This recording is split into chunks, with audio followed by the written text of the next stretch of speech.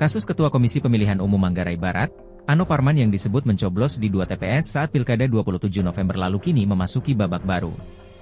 Kasus ini sudah limpahkan Bawaslu Manggarai Barat ke penyidik Kepolisian Resor Manggarai Barat setelah memiliki cukup bukti.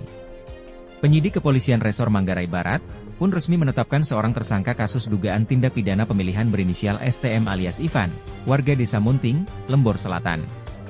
Kasat Reskrim Polres Mabar, AKP Lufti Darmawan Aditya, STK SIKMH, mengatakan tersangka merupakan oknum anggota kelompok penyelenggara pemungutan suara TPS 001 Namo, Desa Munting.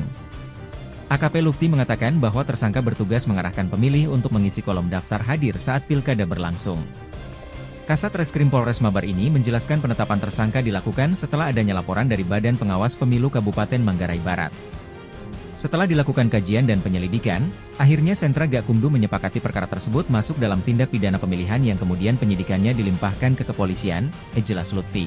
Ia menuturkan penetapan tersangka dilakukan penyidik pada Kamis, 9 Januari 2025, pekan lalu, setelah berkas dan barang bukti lengkap.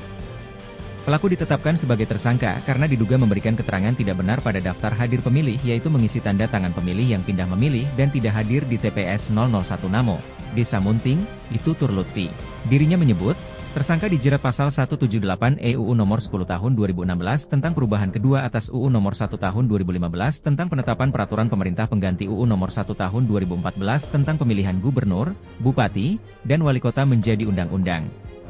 Kini tersangka telah ditahan di rumah tahanan Mapolres Manggarai Barat. Atas perbuatannya, tersangka terancam hukuman maksimal 12 tahun penjara, disebut Lutfi. Lebih lanjut, Kasat Reskrim Polres Mabar ini mengungkapkan penyidik tengah fokus menyelesaikan kasus ini dan melimpahkan berkas perkara ke Jaksa Penuntut Umum Kejaksaan Negeri Manggarai Barat.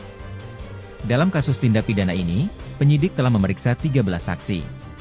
Tak hanya itu, sejumlah dokumen juga turut disita, salah satunya salinan daftar hadir pemilih di TPS 001 Namo, Desa Munting.